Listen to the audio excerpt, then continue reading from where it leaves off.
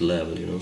I don't use that one often, but sometimes when there is a song that has a lot of peace, you know, I use this microphone shield here. I put it really just like in front of a microphone, you know, most possible close to the microphone, but not touching it, just like this, you know, just like the old anti-speed shieldings that the Beatles microphone had, you know, so it doesn't interfere with the sound that much. And then I sing just right, you know, a bit nearer than I show you. So if I show you that I'm using, for example, something like 6 or 8 fingers distance. When I don't use that, if I use this one, I just get some more near 1 finger or 2. Another thing that you have to do when you record a track, any kind of track, even acoustic guitar, for example, you have to watch to the input level here. So suppose that I am going to record another track of I've Got a Feeling, you know. So I have to sing just like exactly the same volume, the same, you know, attitude that I will have when I'm going to record this one and make a test about the input level. So it must be set in a way using the M audio interface that I showed before and I'm going to show you now again. I'm going to set the input level so that it doesn't get too much near to the red lights here. It doesn't, you know, it doesn't have to distort. When it distorts, it will light up these 2 red lights. So let's try. Oh, please believe me! Oh, please believe me! If you see that now I have overloaded it. So if it happens, you have 2 choices. You lower the input level or you go a bit far from the microphone. Oh, please believe me! I hate to miss the train. Okay, this way is correct. You know, this way is correct. Be sure that it doesn't. You are not pushing too much to go in overloading, because otherwise you will have a distorting tone.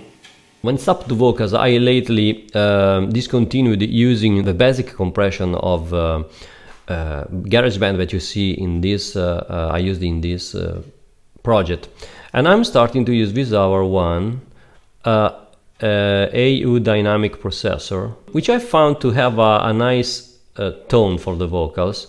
And then I add vocal presence and a bit of reverb according to the original track. So what I do is actually I go to the original and listen to the isolated vocals to understand how much of reverb or delay there is in the original, or I listen to the record and try to understand that as well. And then I set the reverb accordingly. When it's up to do a mix of the track, what I do is get in the original song, possibly the record, and listen to the part that I recorded and try to get the most possible the closest possible sound to the original by trying to understand the different levels that George Martin and the Beatles used for all the tracks, you know. So I've got the bass track, so this is already mixed among you know itself. I just have to mix the vocals, the John Lennon and Paul McCartney vocals intervals that I sang in a way that resembles the most possible the original record.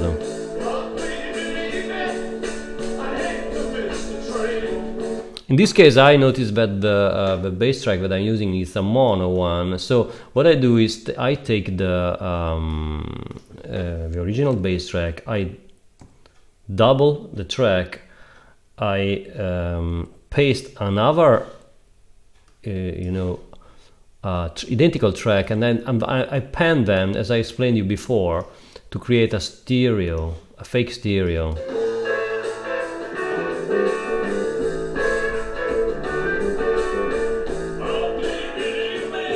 Okay, let's shut the vocals up a bit, and then understand if we have to move this open a bit more.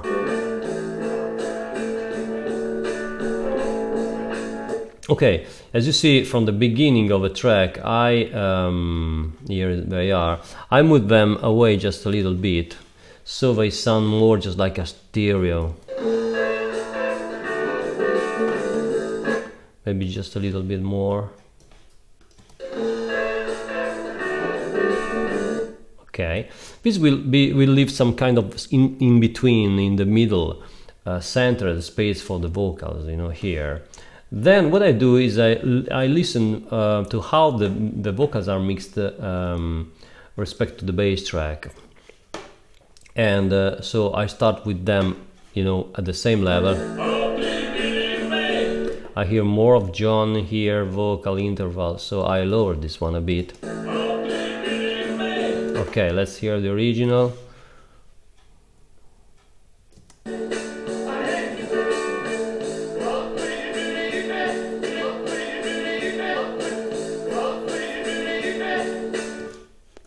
Let's listen here.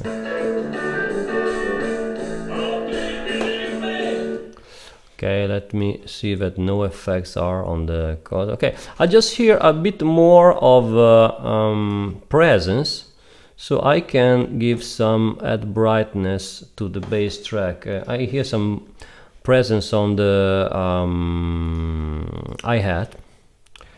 Let's try add brightness on the bass track.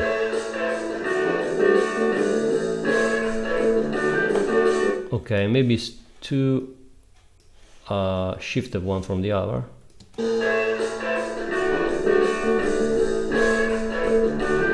Okay, the best way to understand how much is the effect of the shifted effect is going to a headphone and take your headphone and check it out. But anyway, let's suppose it's okay, and then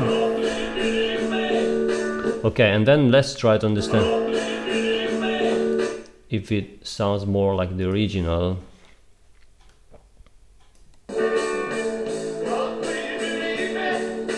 Yes, it's better. So in this case, more of Paul and less of John.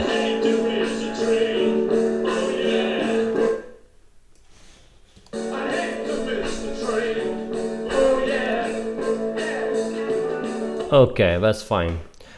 So here is how I mix them.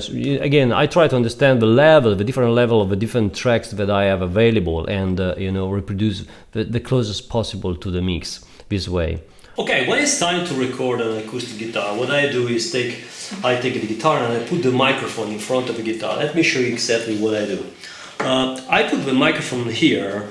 I mean, the center of the microphone is exactly about 2 centimeters down from the after the fretboard, the last fret of the fretboard. So here, in this portion of the sound hole.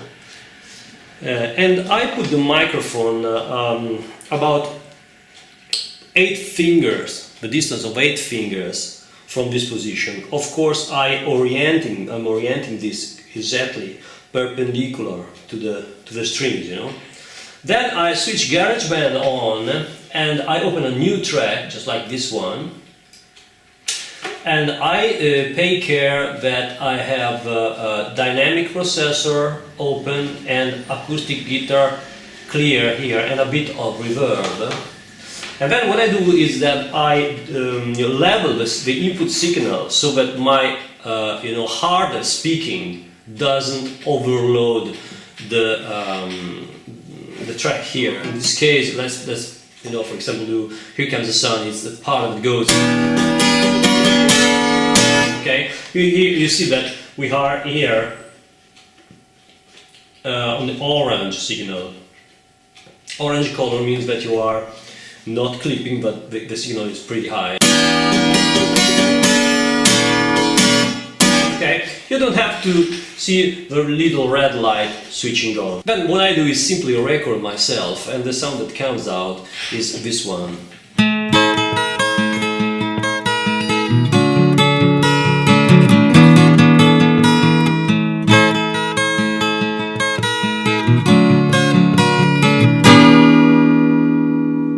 Of course, if you move the guitar a bit, along the stringing line, you will get different tones, just like for example this tone here, which is brighter because you are nearer to the bridges if you put the microphone here. But I prefer where I explained you before, but listen to the difference.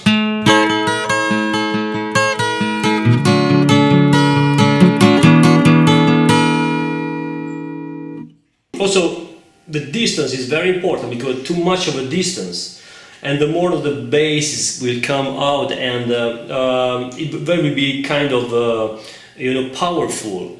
And if it happens, you have to engage the bass reduction here, and by moving this filter here, this control, you are actually tailoring the low cut till you find the sound that is most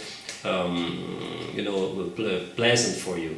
For those of you who are interested in which pick I'm using, because I got some messages about it, the only pick that I use is a Dunlop Orange 0.60.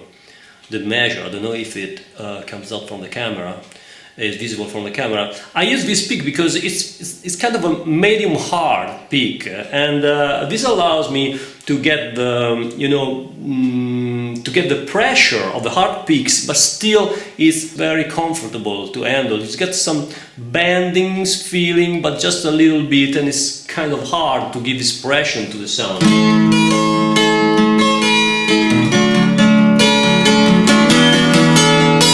Listen, that I can go in dynamically, playing dynamically with this. Yeah, it's a good one. Dunlop 0.60.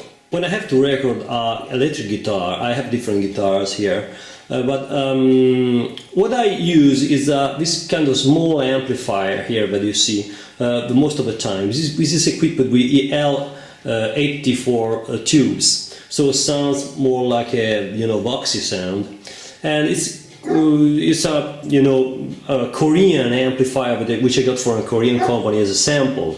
But I'm very comfortable. I feel very comfortable with the sound of this amp. It allows me to get a good clean sound. It's a single channel amp, but when you crank it up, it's got this Voxy tone which I like a lot. Let me show you how I mic this one. I use the same microphone, so the same condenser microphone. I don't use anything except for this microphone here. And what I do is I place the microphone so it's slightly off center from the speaker. You see the speaker in the front is here. This is slightly just like 25 degrees, 30 degrees off on one side, so not perfectly in front of the microphone. And what I do is that I place it about 6 fingers away from the grill here. Consider that the grill is stuck to the front panel, and then there is the speaker. I do everything with this amplifier. I will now show you a front panel, but it's kind of a simple amp. This is the front panel of the amp. You see that there are 2 inputs. I always use the high one, this one. The brand is Amptec, but I don't know. I don't know if it's on the market. It must be some kind of a sample, Then there is a gain here, a bright, if you want a brighter sound or normal sound, then bass, middle, treble, volume, and a reverb, which I don't use that much. And yeah, it says valve amplification, Amptec. Maybe you can find one of these around. There are similar, but any amp with EL84 will work pretty well. This has a 10 inches speaker. This is a very small amp indeed. If you can see it here, it's on a chair, so it's width at the chair. Yeah, this is my my amp. Here you see how it's mic'd. This is the amp I did Rain with. This is my MIDI keyboard. It's a 4-octave MIDI keyboard, eKeys Evolution 49. It's a USB one. It's very simple. This just pilots the software. But usually I use a software by GarageBand that some kind of virtual instruments, just like pianos or drums or this kind of stuff. So very basic audio software stuff. I'm not going to show you how it works, because you just play piano on this. When I have to do some kind of tutorials, I used to have an acoustic piano, but now I bought another keyboard, which I showed you in the previous video. This one has a pedal, the sustaining pedal that you can see here, that is linked on the rear side here, along with the USB cable, you know. And this is my cat that is always around me. When it's up to tune a guitar, I mainly use the tuner in GarageBand. I'm mentioning the tuner, and I want to show you the other tuner that I have. This is a Korg DT7 tuner, which I like a lot, this one as well. Maybe you can find some used, or I will be able to send you a link of a similar model. But anyway, when you are up to tune on Beatles songs, you should consider that many of the Beatles songs you will find that are not played and played back in a specific key. They are sometimes in between, for example, a E and an E sharp, just like for example Nowhere Man. You have to understand which of these songs are in a way recorded in this strange in-between tuning, because most of them are recorded this way because they sound better. They don't sound better in E flat, for example. They don't sound better in E, natural E. They sound better just like in between. So if they were not accelerated, you should consider this to go through and understand which of them are were recorded in an in-between key, which is very important, because it means that the guys and George Martin understood that the sound of the vocals were at its best, where delivery is their best in this in-between key. This is another tool I use a lot. This is a Sony digital vocal recorder, which I got pretty always with me for any kind of ideas or musical ideas or songs that I have in mind, composing and whatever, thoughts and whatever. This is a very cheap. I think it costed to me about 60 euros to buy one. It's a very cheap one with USB, so very simple to download on the MP3 files that it delivers on the PC. It's a very interesting tool for everything that you might have ideas or whatever, even if not related just with music, For what concerns the video editing software, I use Final Cut Pro. I don't think this is the case that I explain you how Final Cut Pro works, because there are a lot of help tutorials on YouTube. But this is what I use. I basically import all the video and audio stuff here, also all the premixes of everything I do here, and then I match them, video with the audio. And then I bring everything out to Compressor, which is another software for rendering. And in Compressor you see that I have these are the settings, the output settings that I use the most. So it's H.264 with stereo ACC audio. The file extension is .mov. It's 44 and 100 kilohertz. With 1440 and 81080, and the frame rate is 25. The codec again is H.264, pixel depth 24, spatial quality 75, minimum spatial quality 25, temporal quality 50, and minimum temporal quality 25, and an average data rate 12.288 Mbps. So these are all the data that I use if you're interested in understanding how I render, what's up the output rendering, the specification that I use. When I shot my videos, I have two of these lights. You see this one. There are photograph lights. You can see them. There is a a stand, and then these are white in front, just as you see them. You see I'm placing them 45 degrees, one near to my face, and the one on the right side, and the other one a bit far away from the left side, on the left side of my face. But this is basically how I shoot the videos. You can see them placed this way here.